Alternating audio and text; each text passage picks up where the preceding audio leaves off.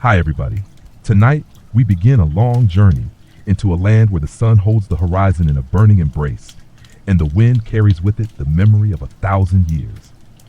This is the story of how the Bedouins, wanderers of the great deserts, learned not only to survive under the most unforgiving heat on earth, but to thrive, weaving their lives into the vast golden silence that stretches far beyond sight.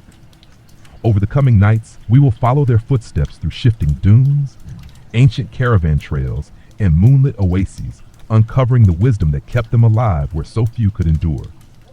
In the heart of the desert, the day begins not with the gentle rise of the sun, but with the slow burn of light spilling over the dunes, chasing away the chill of the night.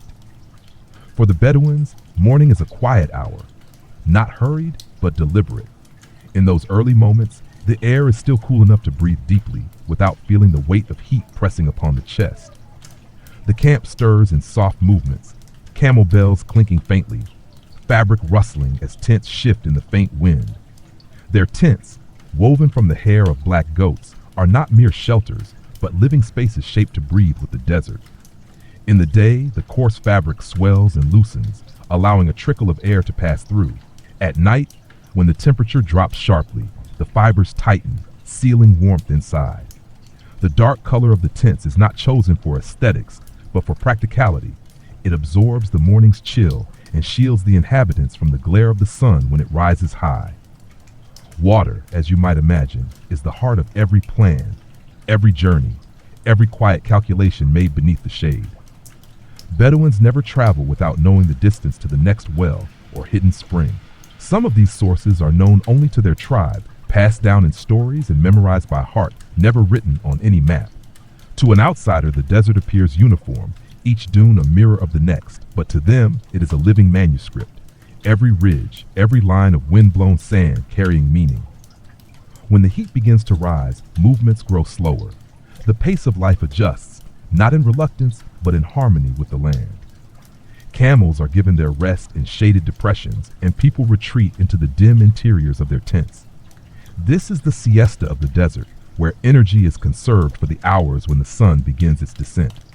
Even speech is kept to a minimum during these hours, for the air itself seems heavy, and words feel like they must be pushed through heat. Food in these conditions is never wasted on excess. Dates, dried for storage, provide slow-burning energy.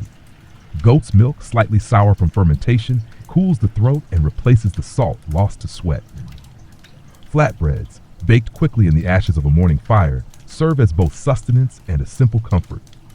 Every meal is shared, no matter how small. In the desert, hospitality is a law more sacred than most written ones. To refuse a stranger bread or water would be an act almost unthinkable. By late afternoon, the shadows lengthen and the desert takes on a new shape. The sharp brightness softens into gold, then into amber. This is when preparations for travel often begin. The Bedouins prefer to move in the late day, when the worst of the heat has passed, continuing into the night when the air is cool and the stars guide the way. They read the sky not as a scientist might read a chart, but as one might read an old friend's face. Every constellation familiar, every faint shift in color a message. Their clothing, too, is not simply for modesty or tradition, but for survival. Loose robes of light fabric trap a layer of air against the skin, creating insulation against both heat and cold. Turbans and headscarves shield from the sun while allowing the face to be wrapped completely against dust storms. Colors vary, but practicality always outweighs ornament, though sometimes at weddings or gatherings, the desert blooms with sudden splashes of red, blue, and gold. Children grow up learning these lessons not from lectures, but by quiet observation. A young boy might be sent to fetch water, not because it is needed urgently, but so he learns the landmarks along the way. A young girl might help her mother weave so that the rhythm of knot and pull becomes second nature. These tasks, small in appearance, are pieces of a greater inheritance, the knowledge of how to live here, where each mistake can carry heavy costs. And yet there is beauty here that defies the harshness. At night, the desert is transformed into a vast, silent sea under the silver light of the moon. The sands glow faintly, and the air is clear enough to see stars that seem impossibly close. Around a fire, stories are told, not hurried, but with the slow unfolding of memory, Each word given space to breathe. Stories are not merely entertainment. They are maps, moral lessons, and the stitching that holds the fabric of community together. There is one such story, often told when the fire burns low and the youngest children begin to drift towards sleep. It tells of a man who crossed the empty quarter with only a single skin of water, surviving not through luck, but through an unshakable understanding of the land. The tale is told so slowly that by the time the man reaches his destination in the story, the real night has deepened into its quietest hour, and listeners find themselves lulled into the same steady rhythm that carried him through the sand. As we sit with them now, hearing the soft murmur of those voices and the distant sigh of wind over dunes, it becomes clear that survival here is not about fighting the desert. It is about listening to it, moving with it, and shaping one's life to its pulse. The Bedouins have done this for centuries, their traditions weathered but unbroken, their knowledge sharpened by each generation. The night deepens, and tomorrow's journey waits in the cool hours before dawn. Somewhere far ahead, a hidden spring lies between the dunes, and the path to it is known to only a few. For now, the camp rests, the stars keep watch, and the desert breathes its ancient, quiet breath. Before the first pale light of dawn touches the horizon, the camp begins to stir again. The air is cool and thin, carrying the faint scent of embers from last night's fire. In this stillness, movements are unhurried but purposeful. This is the best time to travel, when the heat has not yet woken in full. Camels kneel patiently as their saddles are checked, ropes are tightened, and bundles of food and water are secured. Every object has its place. In the desert, disorder is a luxury no one can afford. A faint glow appears in the east, and with it, the silhouettes of the dunes sharpen. It is in these hours that the desert reveals its most delicate details. The ripples in the sand left by the wind, the tiny tracks of a night lizard, the faint trails where beetles have wandered. The Bedouins notice them all, not with the idle curiosity of a passerby, but with the practiced eye of those who read the ground as others might read a page of a book. A fresh set of gazelle tracks might mean nearby water, while the smooth, wind-polished surface of a dune slope might indicate shelter from the next storm. The caravan moves quietly, each rider adjusting the folds of their headscarves to guard against the chill of early morning. The camels, patient and deliberate, take each step with a rhythm that has not changed for thousands of years. Their long lashes and narrow nostrils are designed for the shifting sands, and their ability to go days without drinking is both a gift and a necessity. Yet even they are given water whenever possible, for the Bedouins understand that a strong camel is the key to safe travel. The leader of the group, often an elder who has crossed these routes countless times, sets the pace. His eyes search the horizon, not for a straight path, but for the best one. Sometimes that means following a ridge of higher ground to catch a cooling breeze. Other times, it means dipping into shallow valleys where the sand is firmer. Distances here are not measured in miles alone, but in the energy required to reach them. A route that looks longer may, in truth, be faster and safer. By mid-morning, the light begins to change. The soft blue of dawn gives way to a golden brightness, and the first signs of heat rise from the ground in shimmering waves. The group seeks shelter before the sun stands directly overhead. They know of a shallow depression ahead, where a few hardy shrubs cling to life. Here they rest, the camels kneeling in the sparse shade, the people settling in a loose circle. This pause is not merely for rest, but for preservation of strength. The desert demands patience. Those who try to push through its midday heat will find themselves drained long before their journey is done. Some use the time to mend worn straps or repair water skins. Others simply sit, faces wrapped, eyes half closed, letting the quiet seep into their bones. It is during these silences that the desert's voice can be heard most clearly. The faint sigh of sand sliding down a distant slope, the hum of heat rising from the earth, the almost inaudible whisper of wind curling through dry branches. When food is shared at this hour, it is small and measured. A handful of dates, sweet and dense, followed by sips of cool water or goat's milk. The taste is simple, but each bite is a reminder of foresight and preparation. In this place, every mouthful is a gift from the planning of yesterday and the labors of days before that. The leader tells the younger travelers a story, one they have heard before, but still listen to with quiet attention. It is about the finding of a hidden well, centuries ago, by a woman traveling alone with her son. She had walked through the night, guided by a single star, until she saw a particular shape in the dunes that her father had once described. Digging at the base, she found water no one had known for generations. The well became the heart of a small settlement for many years, until it was swallowed again by drifting sands. As the story ends, the group begins to prepare for the afternoon's movement. The sun is still fierce, but its angle has shifted just enough to make travel possible. Headscarves are tightened, ropes checked once more, and the caravan rises slowly to its feet. The camels grunt softly, as if in conversation, before falling into their steady march once more. The landscape changes subtly as they go. The sand here is lighter in color, with streaks of white where salt once lay in ancient seabeds. The wind has carved tall ridges into sharp shapes, their edges glowing in the low light. To someone unfamiliar with this world, the view might seem endless and empty.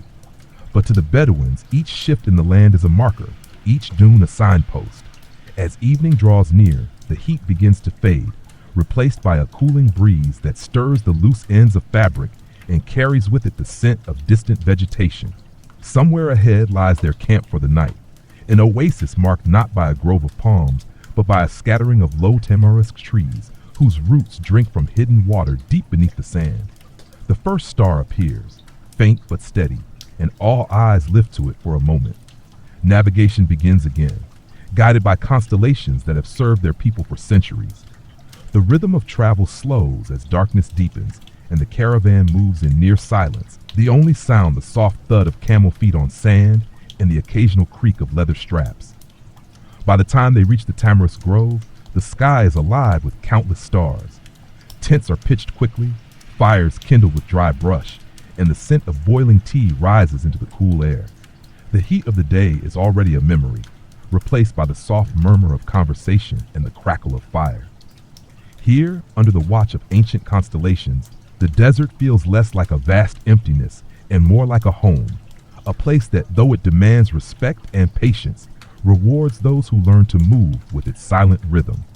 The night settles around the tamarisk grove with the softness of a woven blanket, and the coals hum with a low, steady light.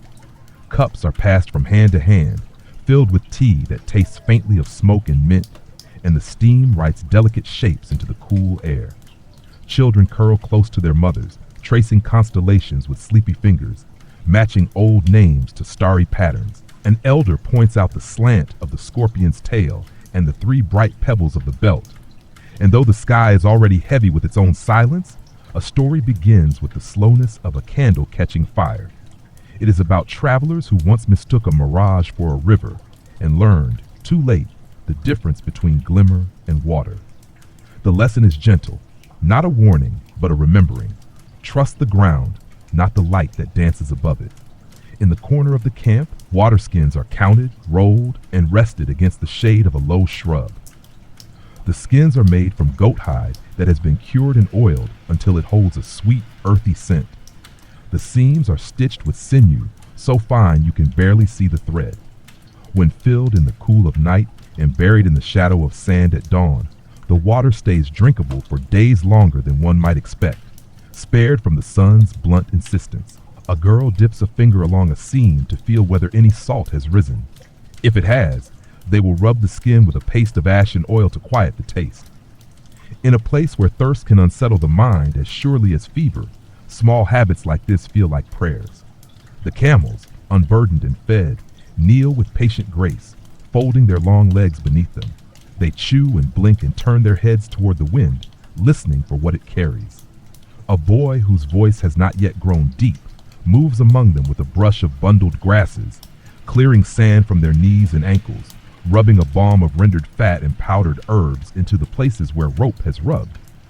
He has learned to watch their nostrils, to notice when they flare against dust, and to tighten the wrappings over their noses before a gust turns fierce. Someone once told him that to tend a camel is to tend the future, and he keeps that sentence in his pocket as carefully as a date seed saved for planting. Inside the tents, woven walls breathe with the night. The black goat hair loosens in the cool, letting breezes pass easily through the fibers. A woman checks the line of stakes along the windward side, tapping each with a stone to be sure it sits firm. Tents, like lives, are oriented with intention. Their long edges face the prevailing wind, so air can sweep along rather than batter. Their ropes are angled just enough to resist sudden gusts. The low doorway sits where morning light will enter softly rather than blaze. Along the interior ridgepole, she ties strings of dried limes and sprigs of desert thyme, hung not for decoration, but because their scent gently persuades insects to keep to their own business. As the first cups of tea give way to the second, talk turns to the day's heat. The elder describes a method learned from his grandfather for coaxing a breath of cool from the furnace of noon. They would dig a shallow trench, perhaps the length of a man's body, and line it with stones that had not yet tasted direct sun. Over the trench they would rig a cloth, wetted lightly from a cup shared between many hands, and hold the low shade just high enough to let air pass underneath. It is not shade alone that cools, he says, but the movement of air through dampness. The cloth becomes a veil that trades heat for relief. The children look at him with the curiosity of those who have yet to face a true noon in the open, and the adults listen with the quiet gratitude reserved for the familiar made new again. They speak too of salt, of how the desert steers it out of the body with invisible persistence. In the hottest months, a pinch of salt is stirred into goat's milk, and a crumb of dried yogurt is dissolved in water for the youngest to sip. The elder laughs softly, remembering how his own mother would scold him for drinking only water after work, telling him that water alone can turn the bones into clay. He had thought it a proverb then, a piece of elder wisdom polished smooth by use. Only later did he understand the truth of the body's tides, how the heart beats easier when its sea is steady. Later still, after the fire sinks and the wind changes shape, the singers trade quiet poems that are more like conversations with the night. One voice recites a few lines that picture a water skin as a moon kept close to the chest. Another answers with a verse about a scarf that remembers every storm it has rapped against. These are not performances to impress, but small lanterns swung between friends, lighting steps already taken. The rhythms are soft, the endings sometimes unfinished, left hanging so that anyone listening can add their breath and complete the thought. When the camp finally drifts towards sleep, a thin guard of wakefulness remains. Two young men agree to take the first watch, circling the grove with slow steps, their headscarves unwrapped so their ears can catch the smallest tremor in the dark. They pass one another with a touch at the shoulder, a shared glance at the west where a belt of clouds ride low. The clouds are dusty, not promising rain, but they matter all the same. Such veils can soften the morning sun or, if pulled wrong by the wind, drive a fine grit that burrows into everything. They mark the shapes in their minds and carry on. Dawn arrives with a silver edge, clipping the tops of the tamarisk and paling the stars until they fade like chalk in a wash.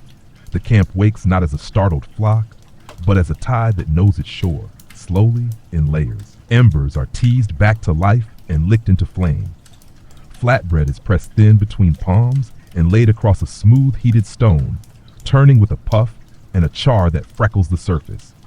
A pot of milk warms until it flickers into foam, then settles with a pinch of crushed cardamom. Breakfast is modest and friendly, eaten with the generous quiet that belongs to those who know the day will ask much. Before the sun unrolls its full brightness, the practical ballet begins.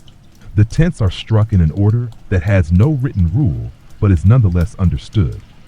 First, the windward ropes are loosened to spill air, then the leeward stakes are lifted, then the cloth is folded along the same creases that will make unfolding swift at the next stop. The children gather the smallest stakes and line them by length, a game that teaches both measurement and care. The women knot the rolled tent in crosswise bands that will not dig into the shoulders of the camels. The men lift the loads onto saddles with synchronized breaths, exhaling at the heaviest point so the strain leaves the body as the weight settles. Before they set out, the elder walks to the edge of the grove and kneels where the tamarisk roots taste water below. He presses his palm to the sand and closes his eyes, listening with his hand. He is not expecting a voice, of course. He is feeling for the faint cool that betrays a vein of dampness, for the subtle firmness that says the underground flow has not shifted since last year's flood. Satisfied, he stands and marks the place with a small cairn of 3 stones, not to claim it, but to thank it. Others will find this sign and know that someone tasted life here and left the earth as they found it. When they do leave, it is with the same patient cadence that brought them here. The route chosen hugs a pale seam of crusted soil where a lake lay long ago, its memory preserved in salt. This line is easier underfoot, even for the camels whose broad pads prefer firmness to powder. The headscarves are bound so only the eyes remain, and the robes are belted loosely to trap a thin layer of protective air. The youngest among them practice breathing through cloth, learning to hold their exhaled moisture close enough to soothe the throat, but far enough not to fog the eyes. This, too, is a lesson. The desert asks you to be a small furnace that wastes nothing.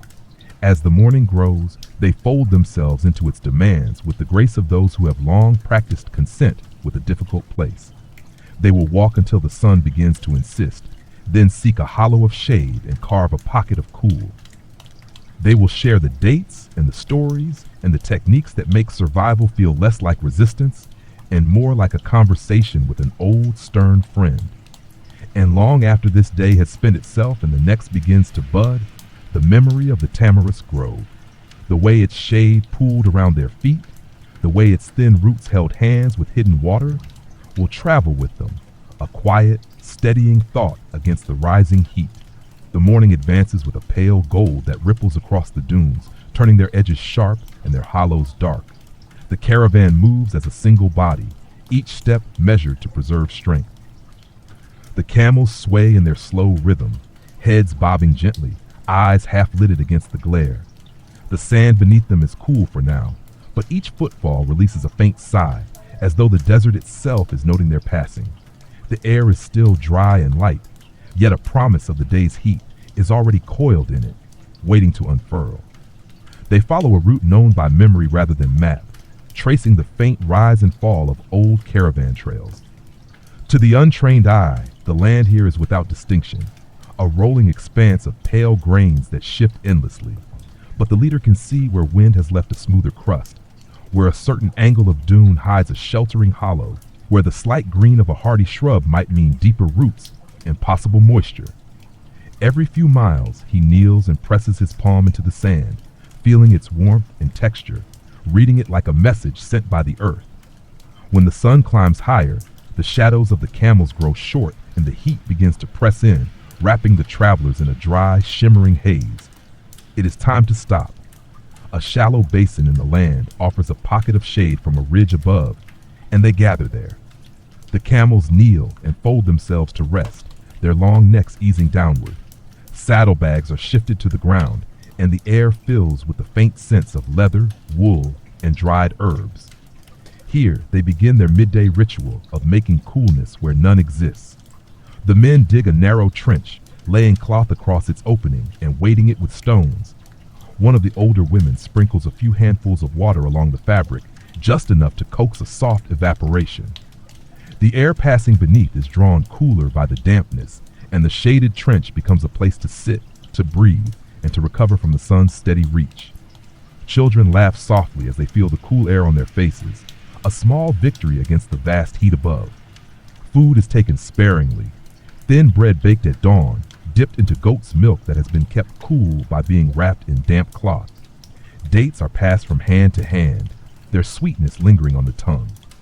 Conversation flows in low tones, never hurried. They speak of the ground they have crossed, of the direction of the wind, of the faint clouds they saw at dawn. These are not idle topics, but matters that shape every choice ahead. The desert rewards those who pay attention and punishes those who do not. One man recalls a journey from years past when a dust storm rose without warning. The wind had shifted in the middle of the day, and the sky darkened with a wall of sand that swallowed the horizon. They survived by circling the camels and covering themselves under the woven goat hair tents, anchoring the edges with saddles and stones. The memory is not told for drama, but as a quiet instruction, Know the signs and you will not be caught unprepared. By the time the sun begins to tilt westward, they are ready to move again. Headscarves are pulled tight and the camels rise with a groaning grace. The air still shimmers with heat, but each step now carries them toward evening. The land changes slowly, dunes giving way to stretches of harder earth marked with scattered stones. This terrain is easier on the legs, though it reflects more of the sun's glare. The travelers narrow their eyes and press on, guided by the elder's voice calling quiet instructions from the front. A short while later, they pass a cluster of low, thorny shrubs where a bird darts among the branches. This is noted with silent approval.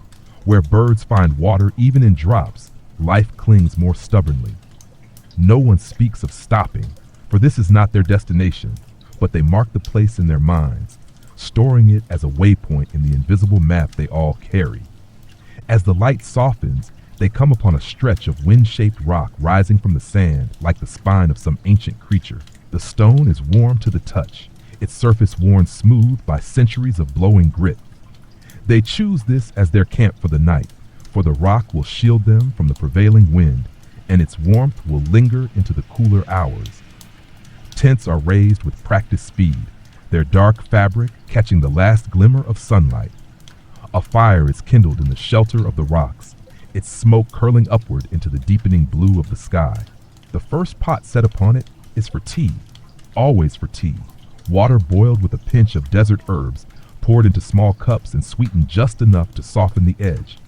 The taste is both familiar and grounding, a ritual that binds the day together. As night settles, the air cools quickly. The rocks that glowed in daylight now hold the heat like a memory, releasing it in gentle waves. The group sits close, listening as one of the younger travelers begins a song in a low, steady voice.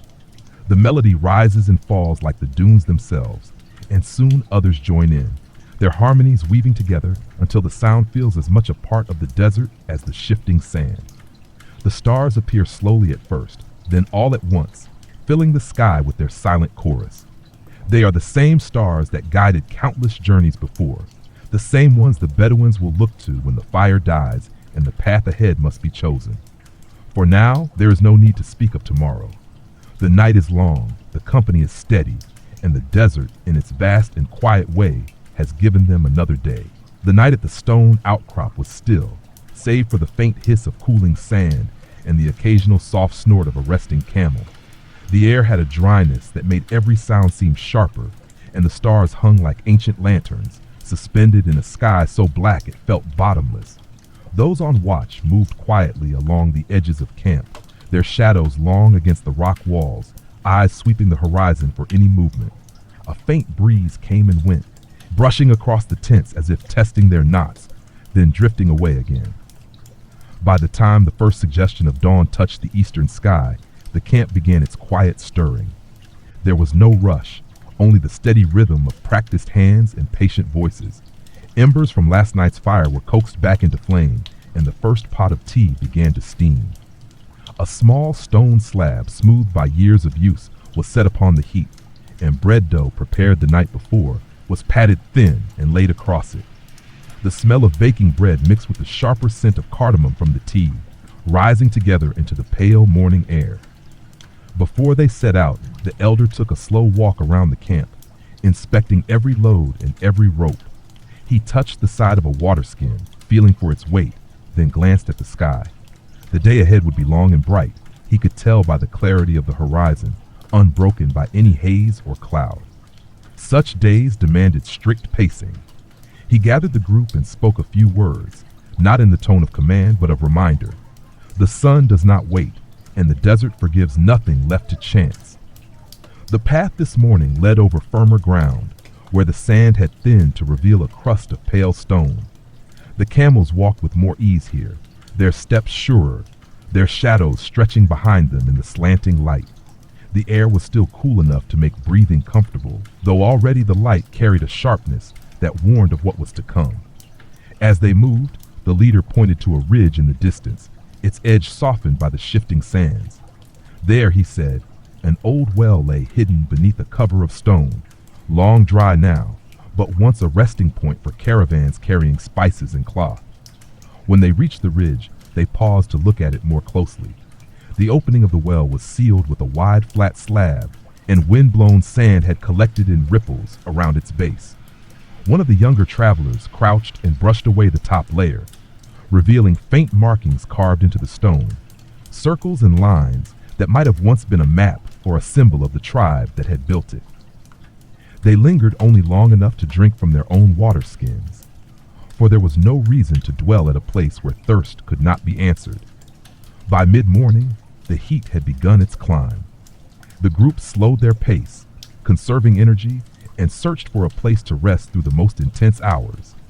They found it in a shallow canyon where rock walls cast generous shadows and the air held a faint coolness.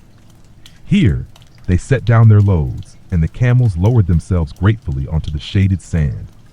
A cloth was hung between two rocks to create a low roof, under which they sat and let the heat pass over them rather than through them. It was in such pauses that stories often found their way into the air. One of the women began to speak, her voice steady, telling of a journey made many years ago when the rains had come early and turned the desert into a sea of green. She described how the camels had fed without stopping for days, their humps full and high, and how the people had gathered wild herbs to dry for the harder seasons. Her words moved slowly, like the wind through long grass, and for a moment the listeners could almost feel the cool weight of rain in the air. When the sun began to tilt westward, they rose again and prepared to travel. The headscarves were adjusted to cover more of the face, leaving only the eyes exposed. Water was taken sparingly, just enough to wet the mouth, never enough to quench fully. The camels lifted their heads, blinking against the bright light, and the caravan began its slow march out of the canyon and into the open sands once more. The terrain shifted gradually into higher dunes, their sides steep and soft.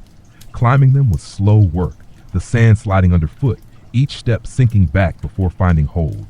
But the reward came at the top. A vast view of the desert stretching in every direction, the horizon a thin line between gold and blue. From here, the leader pointed toward a faint mark in the distance, a cluster of dark shapes that might be the tops of palms, an oasis if the distance had not fooled them. They descended carefully, for the dunes hid hollows where the wind could be treacherous. The shapes ahead grew clearer, and by the time the sun began to lose its fiercest light, the palms were certain. The oasis was small, a crescent of green cradling a pool no wider than a tent. The water was still, its surface touched with the drifting shadow of reeds. Here they made their camp. The camels drank first, their long necks dipping low. Then the people filled their skins, careful not to disturb the silt at the bottom. The water was cool and sweet, carrying the faint taste of stone. Tents were pitched among the palms, their dark fabric blending with the trunks. A fire was built low, so its light would not be seen from too far away, and the evening meal was prepared, dates, bread, and milk, with the added sweetness of safety and shade. As night came, the sound of wind through palm fronds whispered above them, a rare music in the silence of the desert. The stars returned, and with them came the quiet understanding that tomorrow would ask the same patience, the same care. But for now they rested, the cool water close at hand, the darkness gentle around them. The oasis lay in a gentle hollow, its water dark and still beneath the leaning fronds. In the first light of dawn, the air was heavy with a rare moisture, carrying the faint scent of reeds and the cool shadow of the palms. The camp stirred quietly, each movement measured to preserve the calm of the morning. A few coals from last night's fire still glowed faintly, coaxed into flame again with dry twigs gathered before sunrise. Tea was brewed, its steam curling into the pale light, and bread was warmed on a flat stone, softening in the heat. The camels, well rested and watered, moved with a lazy grace, chewing slowly as they shifted their weight from one knee to the other. They had drunk deeply the night before, their bodies storing the water for the journey ahead. A young boy was sent to check the straps of the water skins, making sure the knots were tight and the leather uncracked. He traced the seams with his fingers, feeling for any looseness, then returned with a quiet nod to the elder, who approved without a word.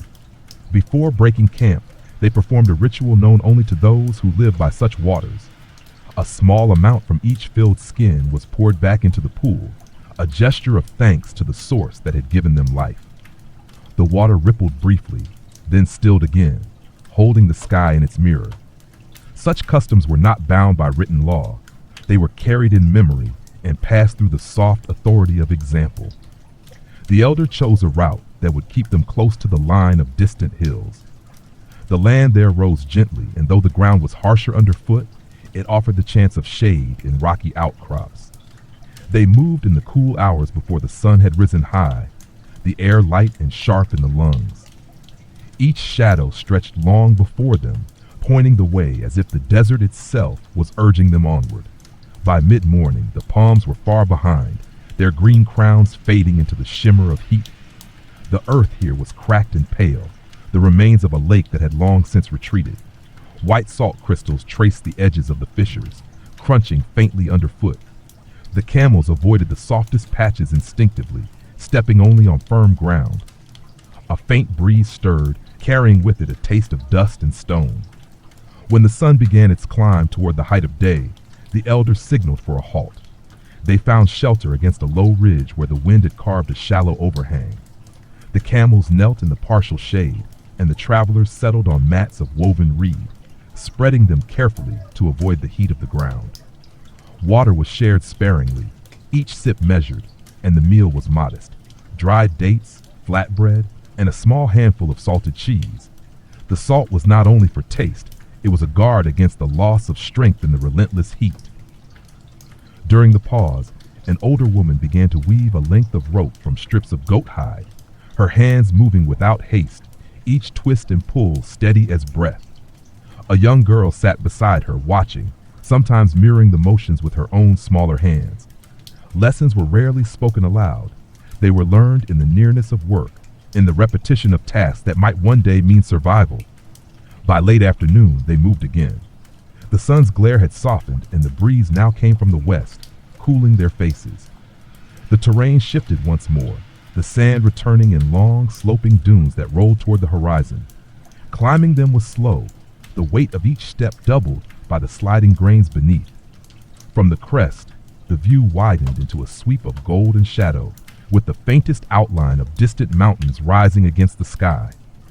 Those mountains were their aim, though they would not reach them today. In their foothills lay a seasonal wadi, dry for much of the year, but marked by scattered acacias that held tight to underground water. The elder judged the distance with a glance, then chose a sheltered hollow between two dunes for the night's camp. The place was open enough to catch the breeze, yet hidden from the sight of any wandering eyes. Tents were raised as the sun began to dip, their dark fabric absorbing the day's last warmth. A small fire was lit, its smoke drifting low in the still air. Tea was brewed, stronger this time, to restore energy after the day's crossing. The camels were given their share of water, the sound of their drinking a slow, rhythmic music in the quiet. As night deepened, the stars emerged, first the bright, solitary ones, then the great patterns that stretched across the sky. The elder lay back on his mat, pointing out the old guides, the star that marked the north, the cluster that signaled the season's change, the line that mirrored the path of an ancient caravan road. The younger travelers listened, fixing each point in their minds. Navigation here was not a skill learned from charts, but from countless nights of looking upward until the sky became as familiar as the land beneath their feet. The wind rose slightly, rustling the edges of the tents and carrying the coolness of the distant mountains. The fire burned low, casting a soft orange glow on the circle of faces around it. They spoke little, for the day's work had been long, and the comfort of rest was enough. Above them, the desert sky kept its patient watch, and the sand, still warm from the sun, held them in a quiet embrace until sleep took its place. The first breath of dawn touched the dunes with a pale, silvery light, softening their sharp edges and laying a cool veil over the desert floor. In the camp, shapes began to move within the tents, slow and deliberate, like shadows shifting before the sun. The fire was coaxed awake from its bed of embers, and the first curls of smoke rose into the still air. A pot of water warmed, filling the air with the familiar, faintly bitter scent of tea leaves. The camels stirred, their long necks stretching, jaws moving in slow circles as they chewed the last of their night feed. A young man moved among them, checking the bindings of the loads that had been prepared the evening before. Each strap was tested, each knot inspected, for the journey ahead promised no softness. He paused to stroke the flank of a kneeling camel, feeling the solid warmth beneath its coat. These animals were not only carriers of burdens, they were the very rhythm of travel itself, their pace dictating the life of the caravan. Before departure, the elder led the group in a small act of habit that was as much about thought as it was about need. They stood for a moment facing the direction of travel, eyes fixed on the distant outline of the mountains. No words were exchanged, but each mind carried the same image, where they intended to be when the sun touched the horizon again.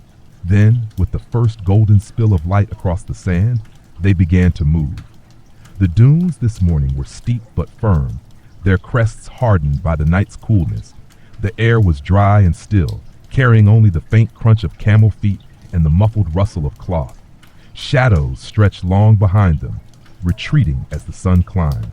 The leader steered toward a faint depression in the land, where the sand lay darker and smoother.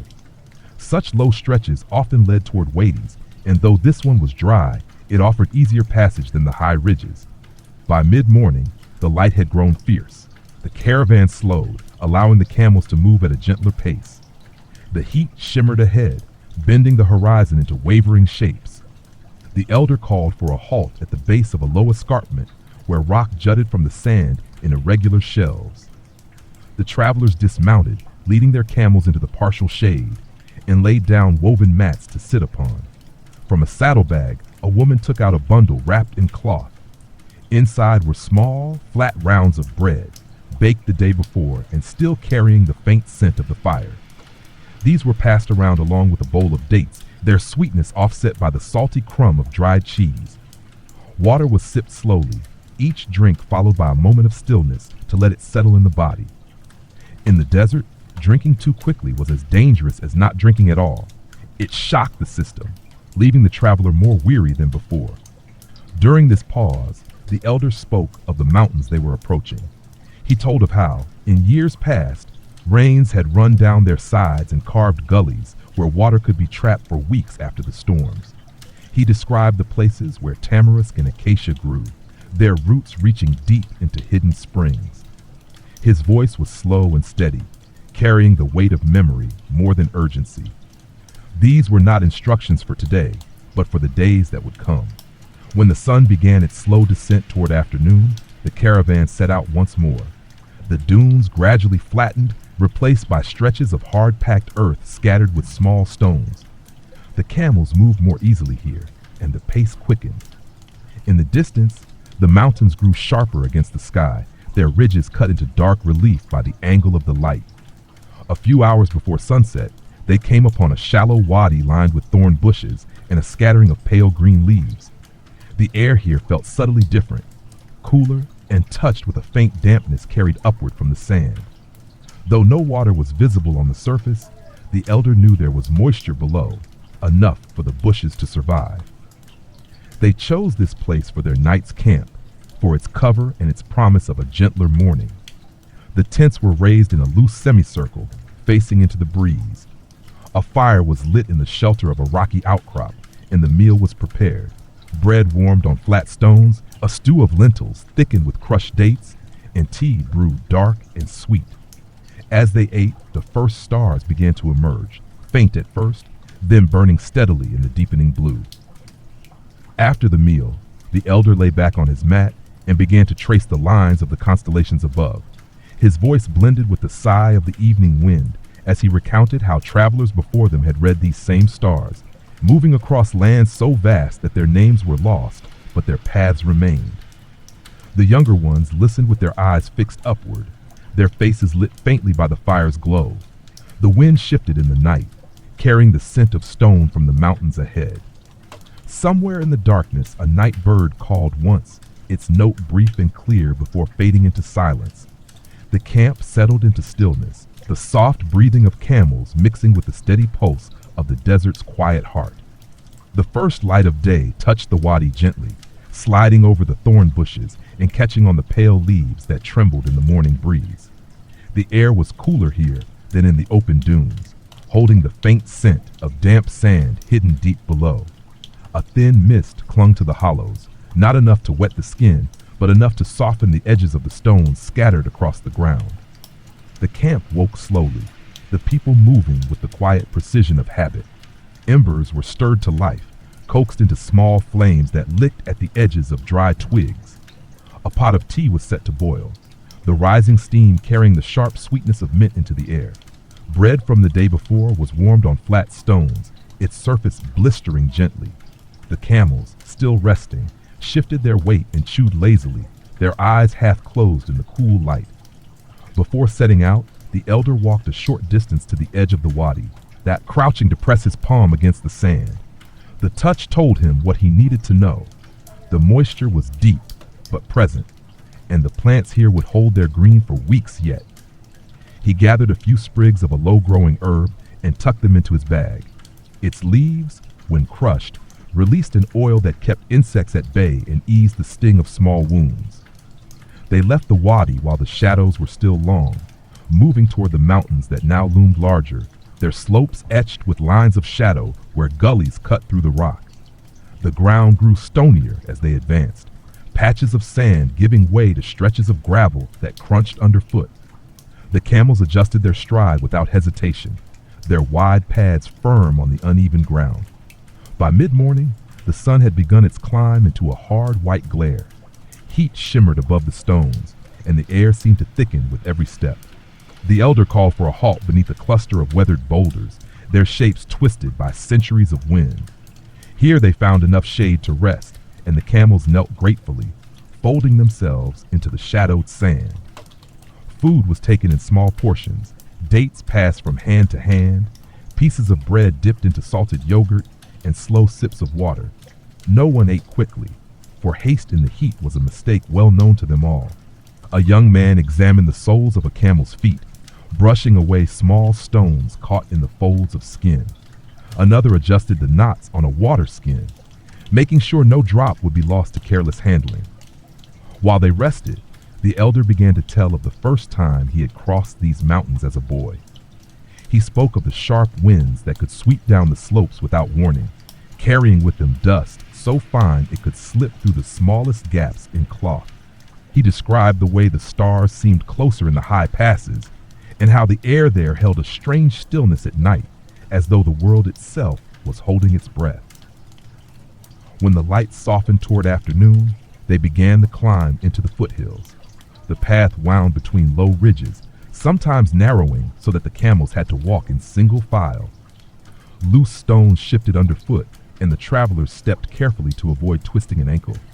In the creases of the land, they saw the first acacia trees, their branches thin but green, casting narrow shadows on the ground. As the sun sank lower, they reached a small plateau where the ground leveled out. Here, the elder chose to camp. The view stretched far back over the desert they had crossed, the dunes now a pale blur in the distance.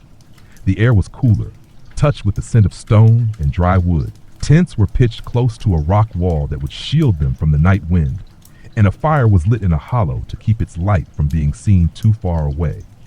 The evening meal was simple but welcome. Lentils cooked until soft, served with bread warmed on the fire's edge, and tea brewed strong enough to stir the senses after the day's climb. The camels drank from shallow bowls, their breath rising in warm clouds into the cooling air. After the meal, they gathered near the rock wall, listening to the wind as it moved through unseen cracks and hollows. The elder traced the line of the mountains ahead, naming the passes and valleys they would seek in the coming days. The younger travelers listened closely, committing each name to memory. These were more than directions. They were the bones of the land itself, the map held in the mind long after any trail had faded. As darkness deepened, the stars appeared sharper here, their light unsoftened by the haze of the lowlands.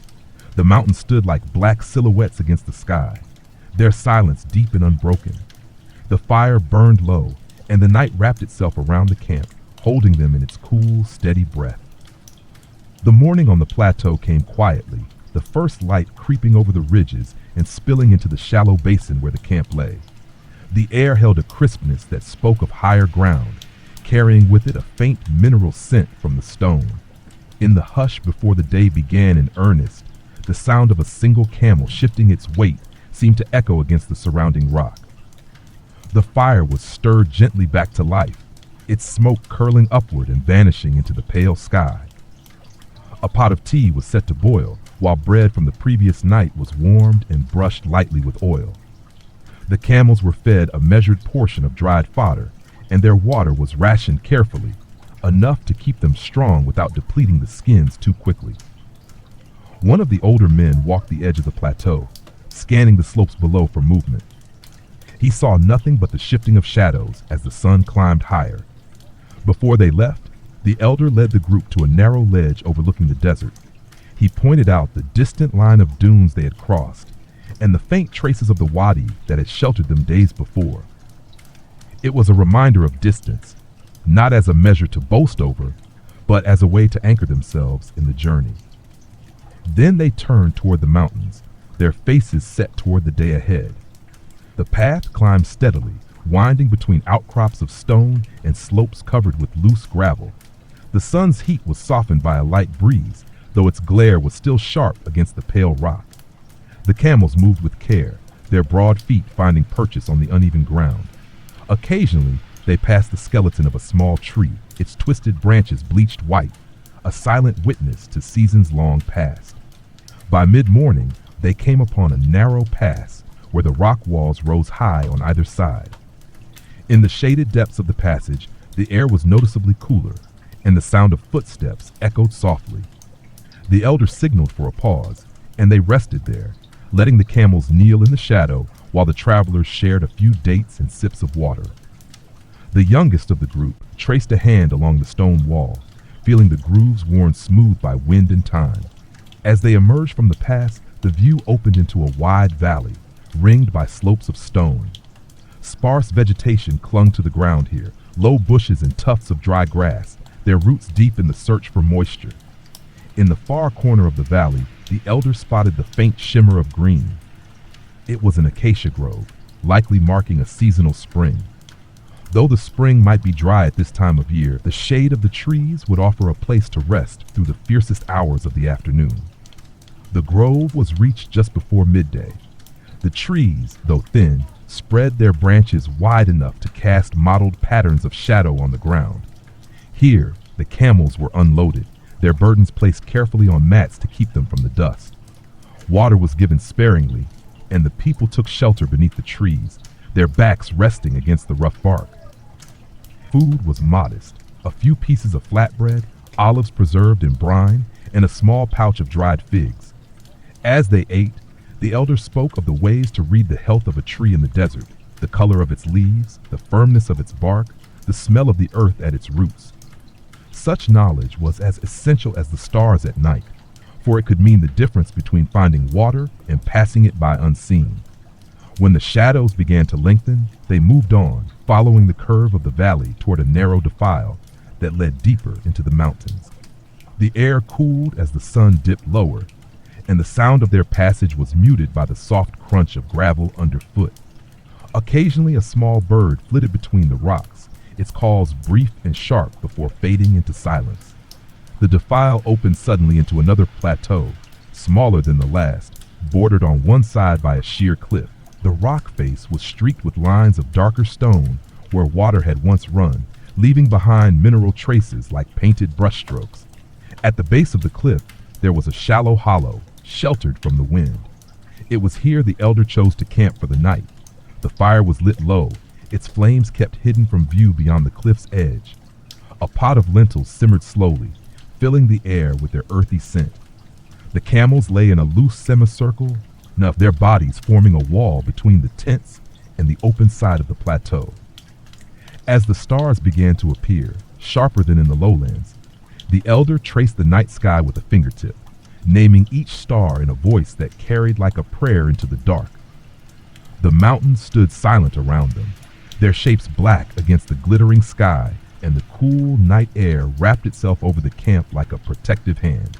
Dawn on the small plateau began without fanfare, a slow brightening that brushed the cliff face in shades of rose and gold. The air was thin and cool, carrying with it the faint scent of stone warmed by the previous day. In the camp, the first sounds were soft: the clink of a kettle against rock, the muffled rustle of fabric as tents were opened, the low murmur of voices still wrapped in the quiet of morning. The fire, banked carefully through the night, was coaxed to life. Tea was brewed strong, its dark aroma filling the air, and bread from the day before was warmed, its edges crisping in the heat. The camels rose slowly, stretching their long necks and shifting their weight, while the younger travelers moved among them to check ropes and packs. Every strap was tightened, every knot tested, for the route ahead would wind deeper into the mountains, where the ground would be less forgiving. Before they departed, the elder walked to the edge of the plateau and looked down into the valley below. From this height, the land unfolded in layers, ridges like the backs of sleeping animals, gullies carved by forgotten rains, and the faint haze of distant desert beyond. He stood for a long moment, as though reading a familiar but complex page, before turning back to lead the caravan forward. The path was narrow, hugging the side of the cliff. Loose stones shifted underfoot, and the travelers moved in single file, each keeping a careful distance. The camels followed without hesitation, their wide, steady feet gripping the uneven ground. From time to time, the wind rose along the cliff face, carrying with it a fine dust that clung to cloth and skin. The travelers adjusted their scarves to cover their mouths, breathing in slow, measured breaths. By mid-morning, the trail widened into a rocky shelf where the sun struck hard against the stone. Heat radiated upward, blurring the air in shimmering waves. The elder signaled a halt, and they found shade in the shadow of an overhanging rock. Water was passed around in measured sips, and a small meal was taken: dates, a few olives, and bread torn into small pieces. No one lingered in the sun longer than necessary. While they rested, the elder spoke of a place ahead known to his people as the Silent Pass. It was a narrow gorge where the wind never seemed to enter, and sounds were muted, as if swallowed by the stone. He recalled crossing it once during a night journey, when the moon cast silver light over the pale rock walls, making them seem like the ribs of a giant creature. The pass was beautiful, he said, but it demanded respect. Its stillness could disorient the senses, making travelers lose track of time and distance. When they resumed, the mountains closed in tighter, the walls rising higher on either side. The air cooled in the shadows, and the sound of their passage became muted. Even the camels seemed to step more quietly, their footfalls cushioned by a thin layer of dust. The gorge twisted and turned, each bend revealing a new stretch of stone lit in different patterns by the shifting sun above. By late afternoon, they reached the far end of the pass, where the mountains opened into a sheltered basin. Here, a cluster of tamarisk trees stood near a patch of low green growth, their roots drawing from a hidden source of water deep below. The elder decided they would camp here for the night, for the basin offered both shelter from the wind and the promise of cool air after dark. The tents were pitched close together, their dark fabric absorbing the last warmth of the day. The camels were unloaded and allowed to rest in the shade, their eyes half closed as they chewed slowly. A fire was lit low to the ground, and lentils were set to cook with dried herbs gathered days before. The scent drifted through the camp, mingling with the faint sweetness of the tamarisk. As evening deepened, the basin filled with shadows. The sky above turned from pale blue to deep indigo, and the first stars appeared, clear and sharp in the mountain air. The elder sat by the fire, speaking quietly to those gathered close. He told of how his own father had taught him to find hidden springs in the desert, not by sight, but by the way the ground felt beneath the palm and the subtle changes in the wind's scent. These were lessons that could not be written. They had to be carried in memory and practice, passed from hand to hand like a shared cup of water. The fire burned down to embers, casting a soft glow on the faces around it. In the stillness, the only sounds were the low breathing of the camels and the quiet sigh of wind moving high above the gorge. The mountains loomed dark against the starlit sky, holding the camp in a deep and watchful silence. The first light reached the basin slowly, touching the tops of the tamarisk trees before sliding down to the camp. The air was cool enough to hold a faint mist above the ground, though it vanished quickly when the sun's warmth crept in. The travelers moved with quiet efficiency, rolling mats, tightening saddle straps, and folding the tents along their well-worn creases. The camels rose one by one, shaking dust from their coats, their long shadows stretching over the pale sand. Before leaving, the elder walked to the edge of the green patch where the tamarisk roots clung deep into the earth. He pressed his hand lightly to the soil, feeling the subtle coolness beneath the surface. A few drops of water were drawn up in a small cup for tasting. It was faintly sweet, holding the mineral tang of its long passage through stone. The elder nodded once, satisfied, and poured a measure back into the roots as a gesture of respect. The morning route led them higher into the mountains. The air grew thinner, and the light took on a sharper quality, reflecting from pale rock walls and narrowing gullies. They moved in single file along paths no wider than a camel's length, where loose gravel slid away at each step and tumbled into the shadows below. The camels, unhurried and sure-footed, placed each step with care. By mid-morning, they entered a section of the mountains where the rock walls pressed so close that only a strip of sky could be seen above. Here, the air was cooler, and the echo of footsteps and camel bells lingered briefly before fading. The elder called a halt at a widening in the path where a flat rock offered a place to rest. A meal was shared. Small pieces of bread dipped in olive oil, a handful of dried figs, and sips of water. No one ate quickly. The heat of the day was already gathering beyond the shade of the pass, and they conserved both food and energy. The younger travelers sat quietly, listening to the elder's voice as he spoke of the signs hidden in the land, the way certain lichens clung only to stone near water, the way birds' flight patterns shifted when an underground spring was near. When they resumed, the path began to slope downward, winding toward a valley between two ridges. The descent was slow, for the rocks were loose, and the camels had to be guided carefully. At the base, the ground leveled into a dry riverbed where smooth stones lay scattered, their surfaces polished by water long gone. The elder knelt to examine the sand between them, sifting it through his fingers before declaring they would follow the riverbed for part of the afternoon. Traveling along the dry channel was easier than climbing, and the camels moved at a steady pace. The high walls on either side cast long shadows, giving relief from the direct sun. Occasionally, a narrow cleft opened in the rock, revealing a glimpse of higher ground or a sliver of distant sky. By late afternoon, the channel widened, and they emerged into a shallow basin where wind-shaped stones formed natural walls. A cluster of small shrubs grew at one side, their leaves a muted green. The elder approached them, crushing a leaf between his fingers and holding it to his nose. The scent confirmed what he already knew. These plants could only grow where the ground held traces of moisture. They chose this place for the night's camp. The tents were pitched in the shelter of the stone walls, angled to catch the cool evening breeze. The camels were given a small share of water and allowed to rest, their heads turning toward the scent of the shrubs. A fire was lit low, and a stew of lentils and rice began to simmer, its aroma drifting across the basin. As the sun dipped, the sky over the mountains shifted through shades of amber, rose, and deep violet. The travelers gathered near the fire, their faces warm in its light, their voices low. The elder spoke of the valley they would reach in 2 days' time, where water flowed even in the driest seasons. He described the taste of it, cold and clear with a faint sweetness that lingered on the tongue. The younger ones listened closely, their thoughts already moving ahead to that promise. When night came fully, the basin darkened until only the fire's glow and the stars above marked the world. The sound of the wind in the stone hollows became a steady, low murmur, as though the mountains themselves were breathing in sleep. The camp settled into stillness, each person wrapped in the quiet certainty of another day, completed in the desert's long, patient rhythm.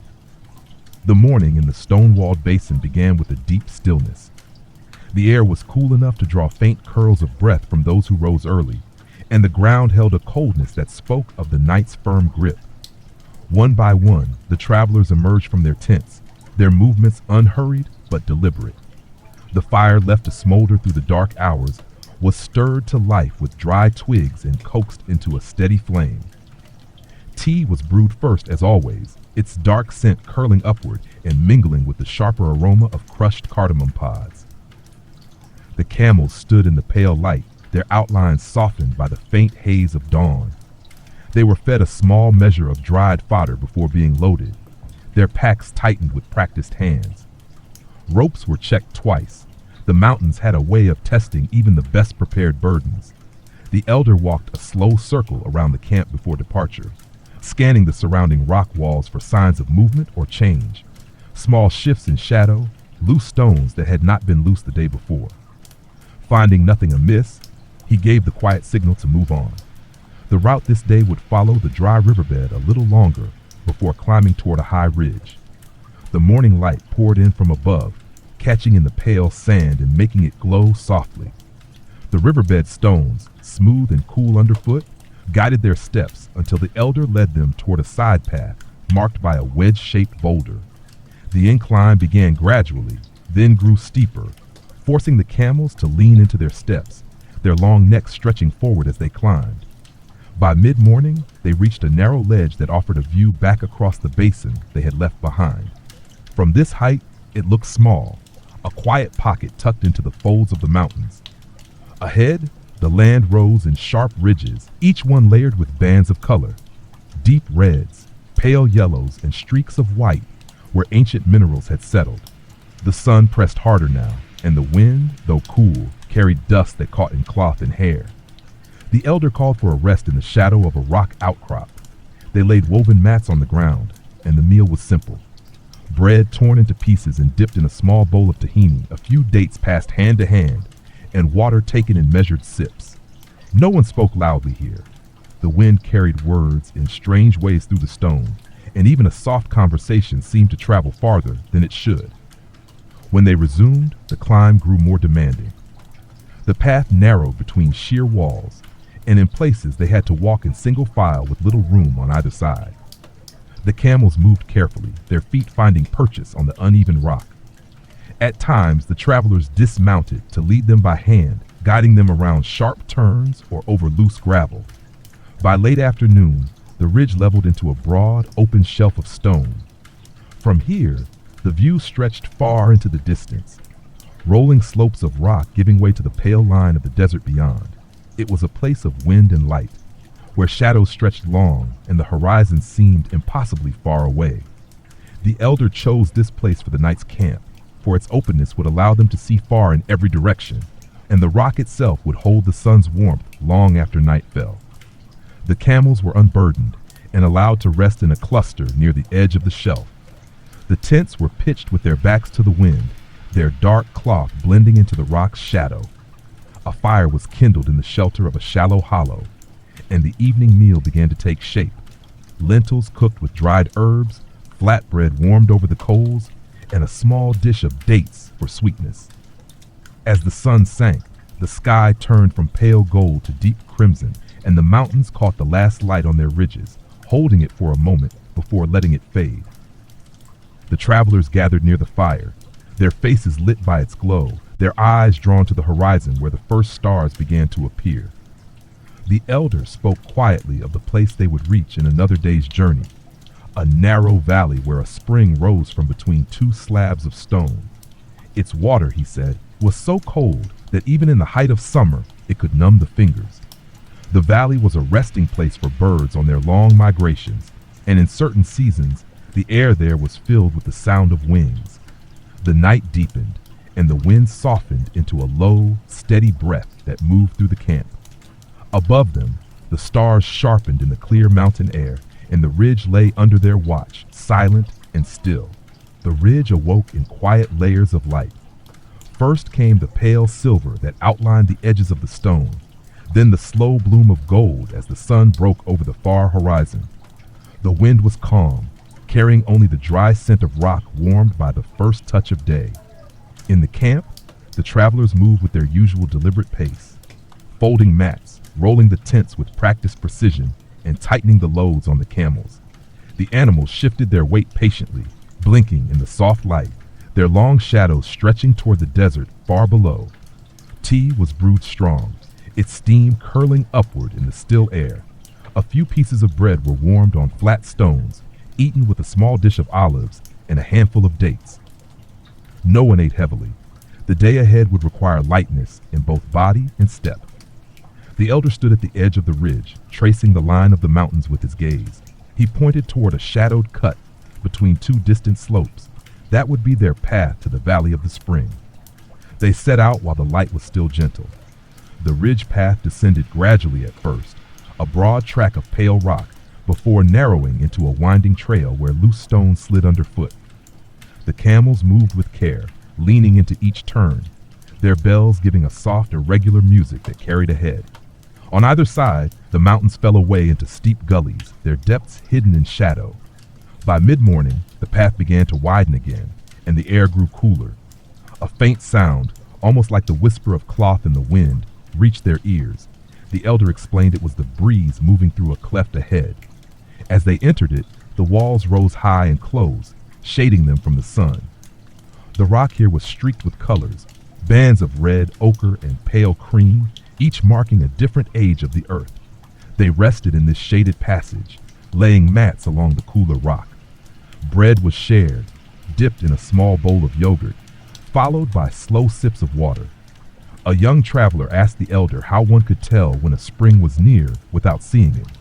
The elder replied that the desert gave many signs: the coolness of the ground before dawn, the sudden presence of certain insects, or the way a bird's flight would narrow its circle before dropping toward a hidden hollow.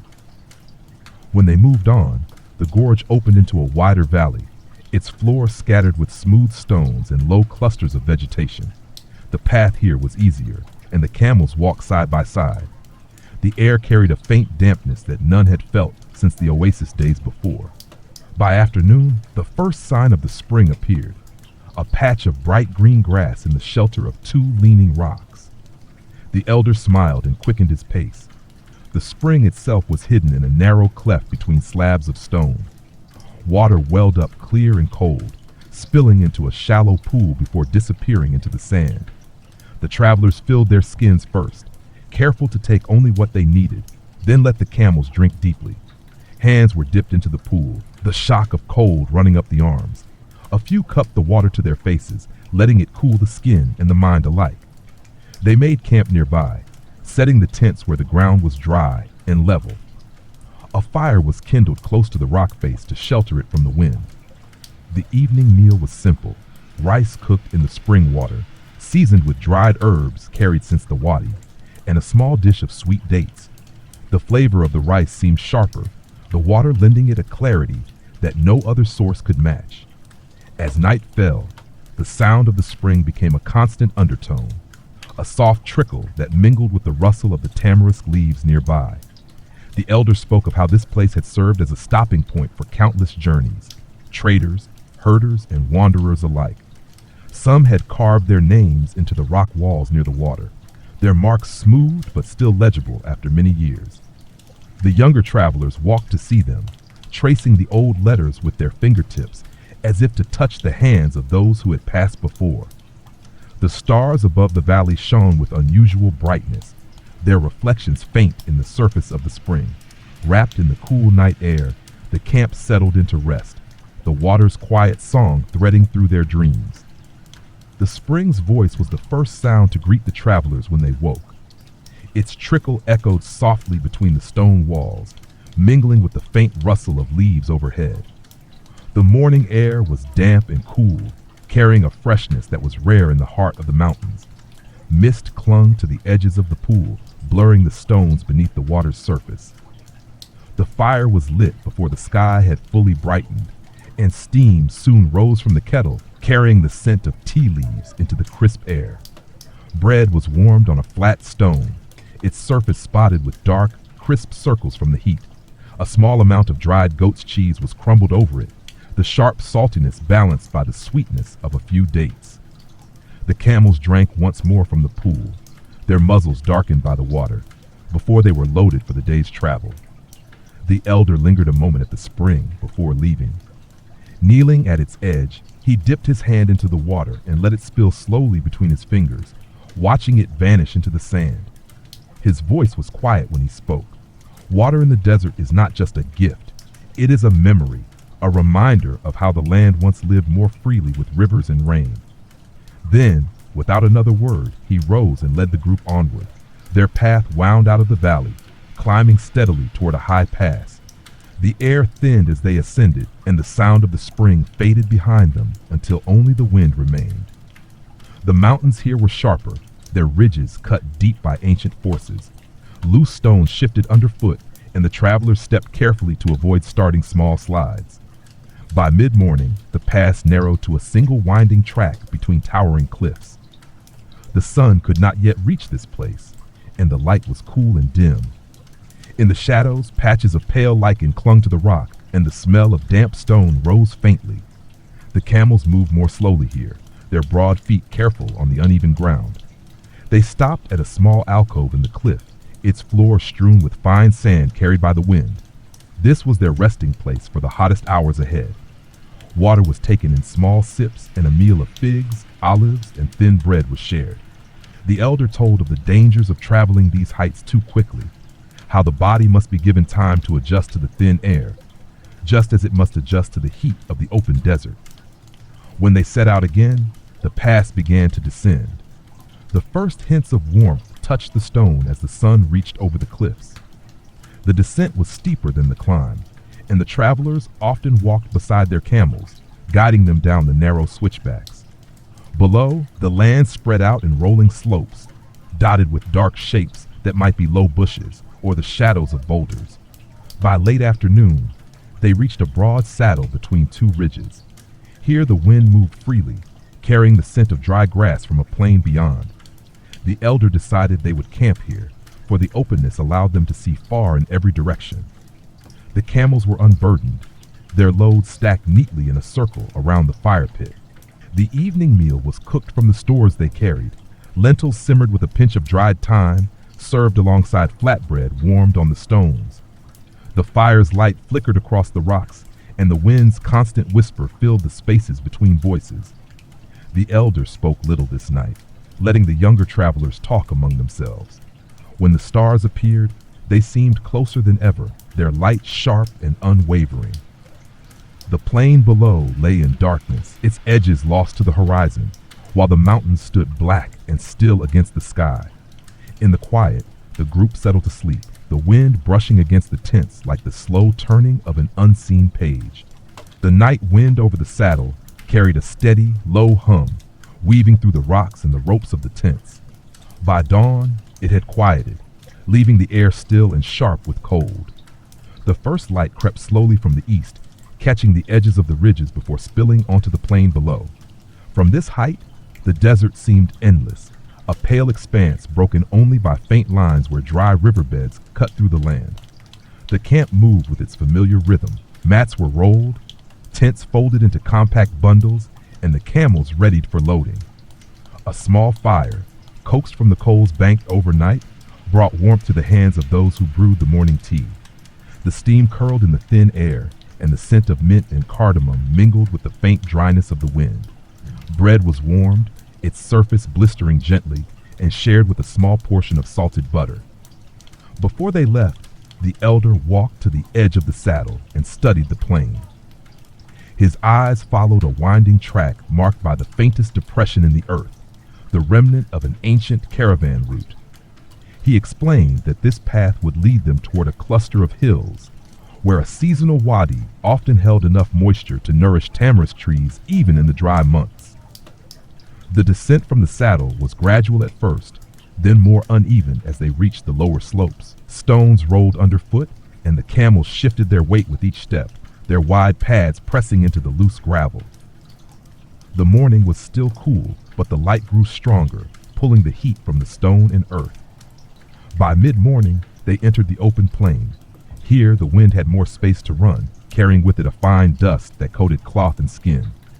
The travelers wrapped their scarves tighter, leaving only their eyes uncovered. The camels moved in a slow, steady line, their shadows stretching long behind them. The elder kept a close watch on the distant hills, gauging their approach by the change in their shapes against the horizon. When the sun neared its highest point, they reached a shallow depression where the ground was firmer and the wind less fierce. It offered little shade, but the travelers made the most of what they had, then arranging mats on the leeward side of the camels and lowering their bodies close to the ground where the air was cooler. Water was sipped sparingly, and a small meal of dates and bread was passed around. The elder told them of the wadi ahead, how its path curved like a sleeping serpent between the hills, and how, in years of generous rain, its pools could last deep into the summer. He spoke of the birds that nested in the tamarisk and the fox tracks that could often be found in the soft earth near the water's edge. The younger ones listened closely, picturing the place in their minds even before they reached it. By late afternoon, the hills began to rise before them, their slopes streaked with darker stone. The wind dropped as they entered the shelter of the first ridge, and the air took on a faint scent of green. Soon, the tamarisk trees came into view, their branches swaying gently. The ground beneath them was firm and marked with shallow hoofprints from animals that had passed before. The wadi held no open water at this time of year, but the signs of its presence were clear. The earth was darker here, and small shoots of grass clung close to the ground. The elder chose a place at the bend of the wadi for the night's camp, where the trees would break the wind and the earth was level. Tents were pitched in the fading light, and a fire was lit from dry branches gathered nearby. The evening meal was lentil stew with a handful of dried herbs, accompanied by bread warmed in the coals. As they ate, the wind outside the grove softened, and the sounds of the night began to rise, the faint chirp of insects, the occasional rustle of a branch.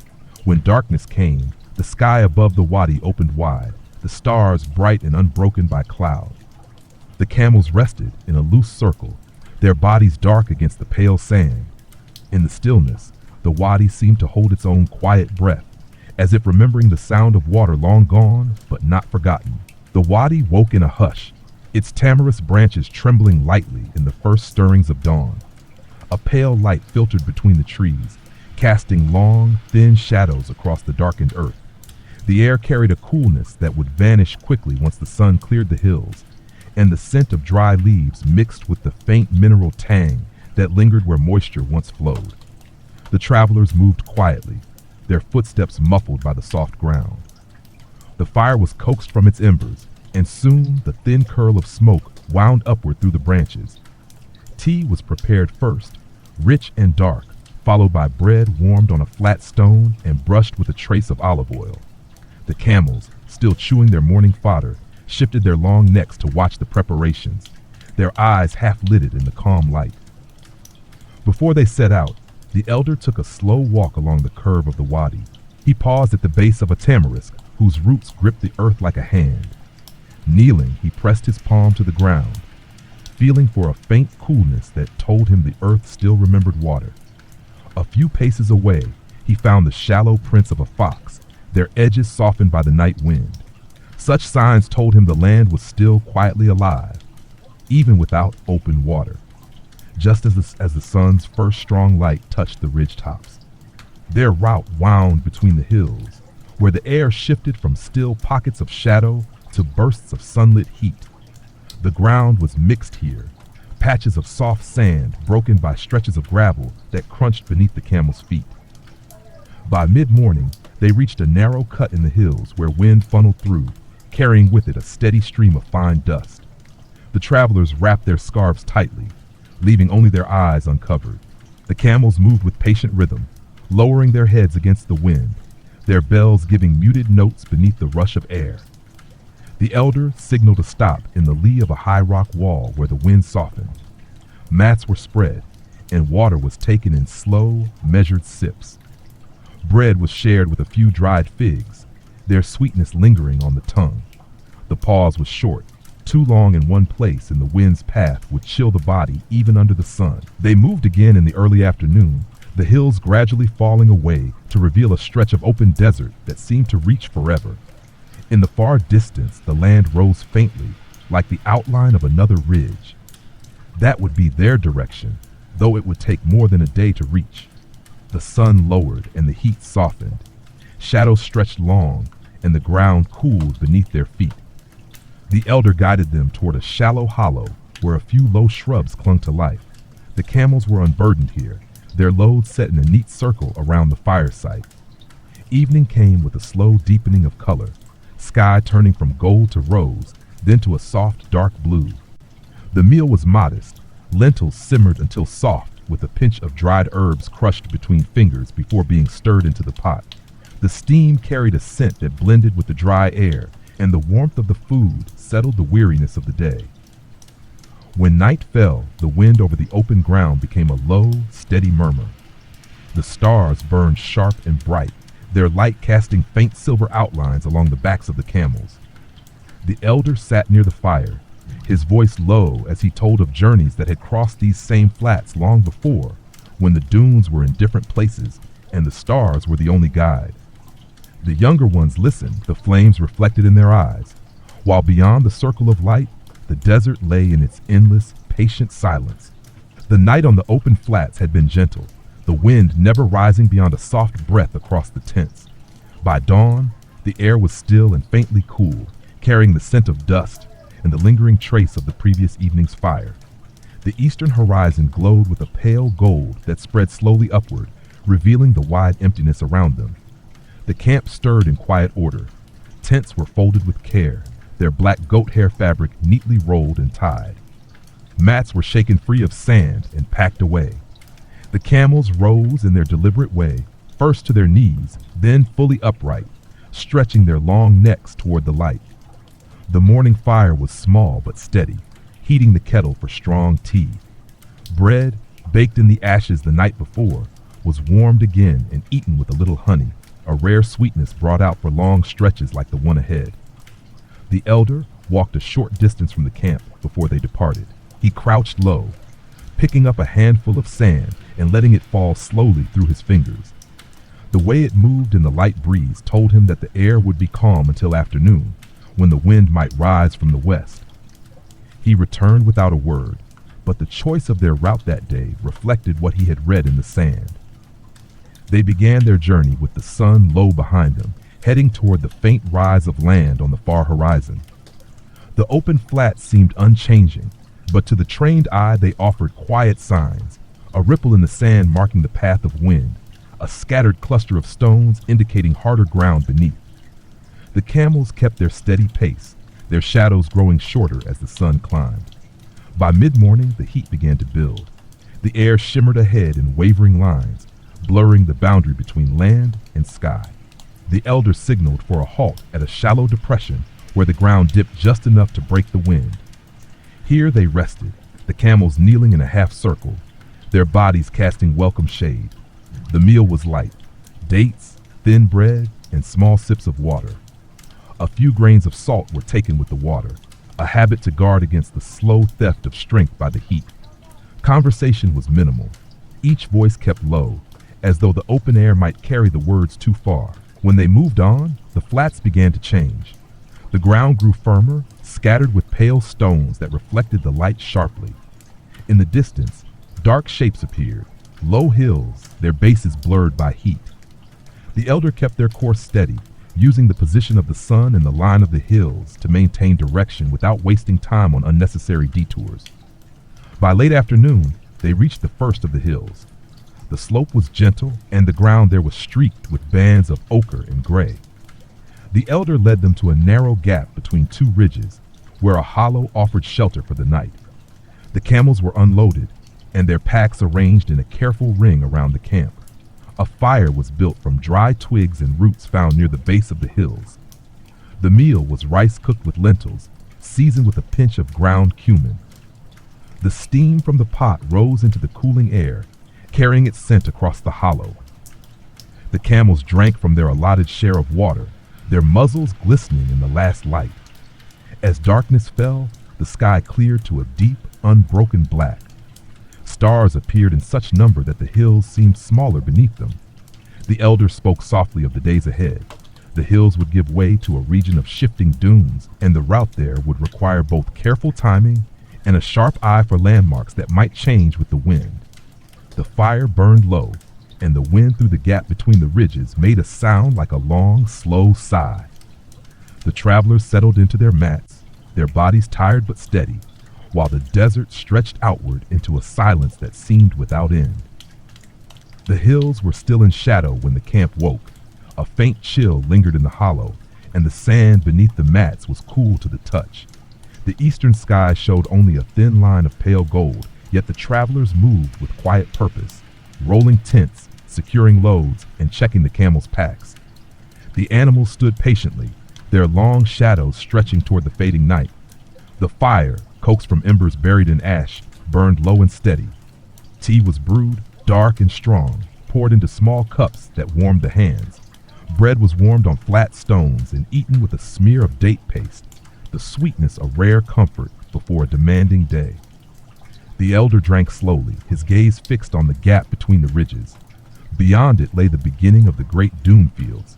They set out while the air was still cool, the sun just beginning to touch the tops of the hills. Passing through the narrow gap, they entered open ground where the earth was pale and firm. In the distance, the first long backs of the dunes rose like sleeping beasts, their slopes smooth in the early light. The elder adjusted their course to meet them at an angle, avoiding the steepest climbs. By mid-morning, the flats gave way entirely to sand. The camels sank slightly with each step, their wide pads spreading to keep them from slipping too deep. The travelers wrapped their scarves tighter, for the sun reflected from the sand with a brilliance that made the eyes ache. The elder led them along the ridges, where the wind had packed the surface more firmly, making the walking easier. The heat grew steadily. When the sun reached its height, the elder called for a halt in the lee of a tall dune. The sand there was cooler, shaded from the direct glare. Mats were laid down, and the camels knelt with quiet groans. Water was taken sparingly, just enough to wet the mouth, followed by a handful of salted nuts to replace what the heat drew from the body. While they rested, the elder spoke of the dune's shifting nature. A landmark seen one year might be gone the next, swallowed or reshaped by the wind. He told of a caravan that once followed a familiar path, only to find the well they sought buried beneath a new rise of sand. They had survived by reading the stars and moving toward known high ground until they found another water source. His voice was steady, not warning but reminding. When they moved on, the light began to soften. Shadows stretched across the slopes, and the heat faded from the sand beneath their feet. The elders steered them toward a chain of smaller dunes, each with a hollow at its base where the wind dropped and the air felt cooler. By late afternoon, they found a place to camp where 3 dunes met, forming a sheltered bowl. The camels were unloaded, their packs stacked neatly along the inner slope. The fire was built small, using dried brush carried from the hills. Its smoke kept low so as not to drift far. The evening meal was lentils cooked with rice, with a pinch of dried thyme crumbled in at the last moment. The scent mixed with the dry air, drifting up toward the darkening sky. The camels lay nearby, their bodies forming a loose circle around the camp, their ears flicking at the small night sounds in the sand. When darkness came, the dunes glowed faintly under the light of the moon. The elder sat with the younger travelers, tracing the stars with his finger and matching each to its place in the desert's unwritten map. His voice carried easily in the still air, and the fire's glow lit the curves of the sand just enough to make them seem alive. Beyond the camp's ring of warmth, the dunes stretched away in silence, their shapes shifting gently under the touch of the wind. The night in the dune bowl was soft, the wind no more than a whisper moving over the ridges.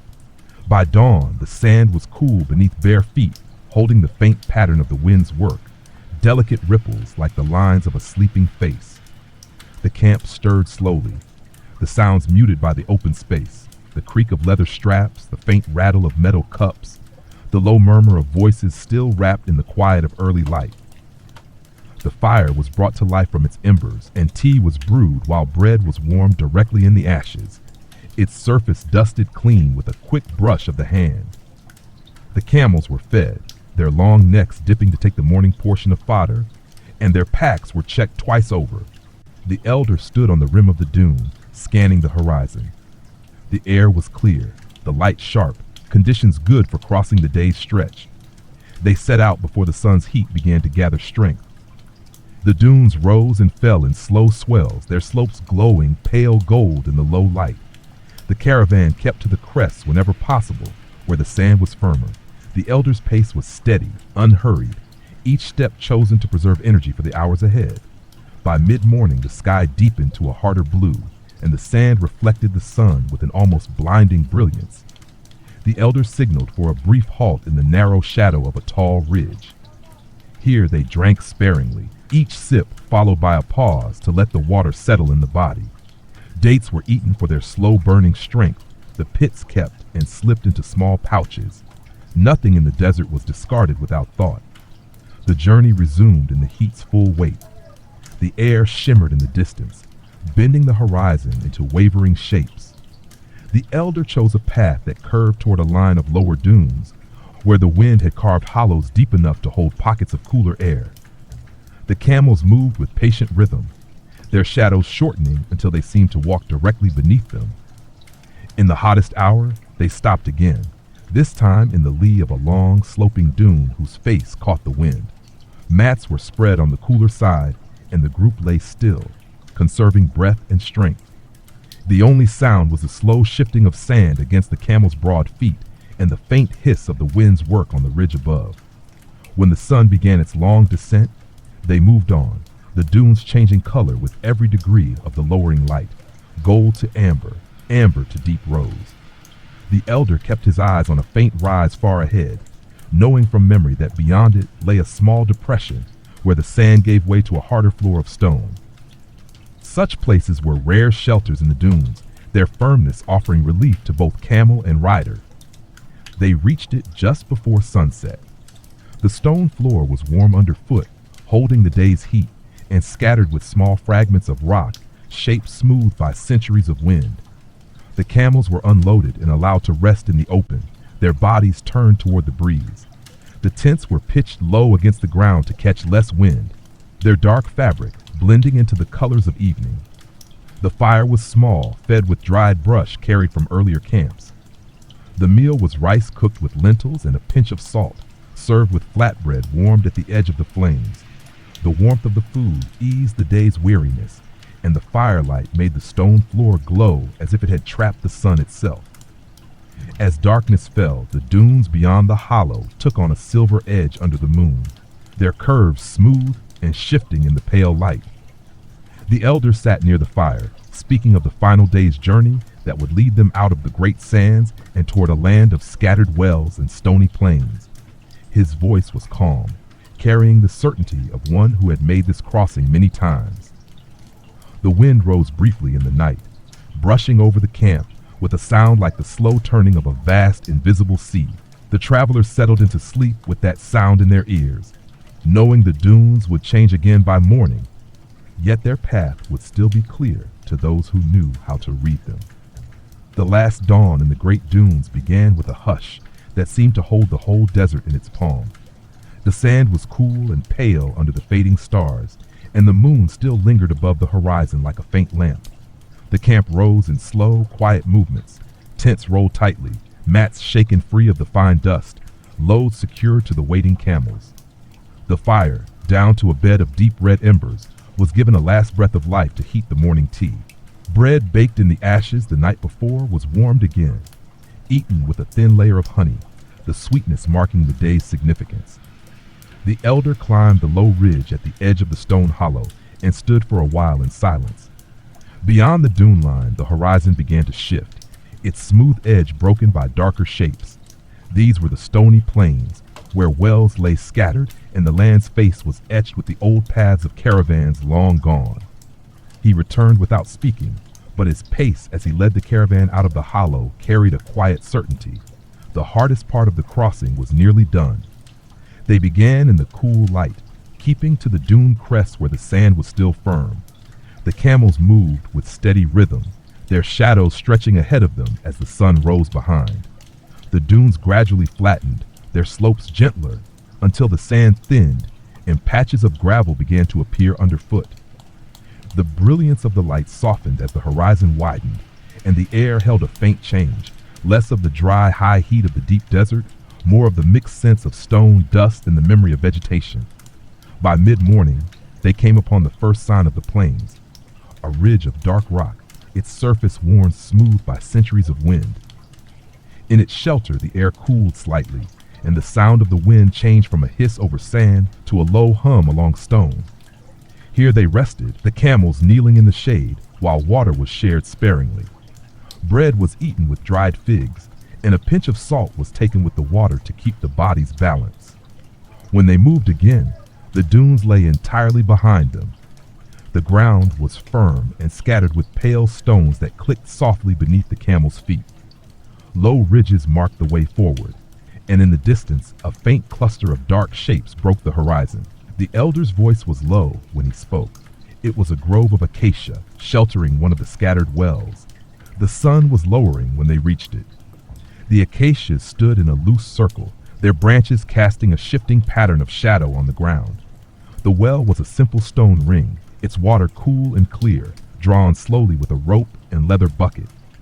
The camels drank deeply, then the travelers filled their skins, cupping the water in their hands to drink. The taste was clean, touched with the faint minerals of the earth. They made camp beneath the trees, the ground here firm and leveled. A fire was lit, and the evening meal took shape. Rice cooked in the well water, lentils softened until they broke easily, and a handful of dried herbs crumbled in at the end. The air under the acacias was cooler, carrying the quiet rustle of leaves stirred by the evening breeze. As darkness came, the elder sat with the younger travelers and spoke not of the road ahead, but of the road behind. He told them that the desert was not conquered, only crossed, that survival lay not in strength alone, but in learning to move with the land's will. He reminded them that each spring, each well, each patch of shade was a gift held in trust, to be used with care and left for those who would follow. The stars shone between the branches, their light broken into small glimmers by the leaves. Beyond the grove, the stony plain stretched away into the dark, carrying the silent memory of all who had passed before. The fire's glow touched the faces of the travelers, and the well's quiet voice rose through the rope and bucket, a soft reminder that water still lived here, waiting for those who knew where to listen.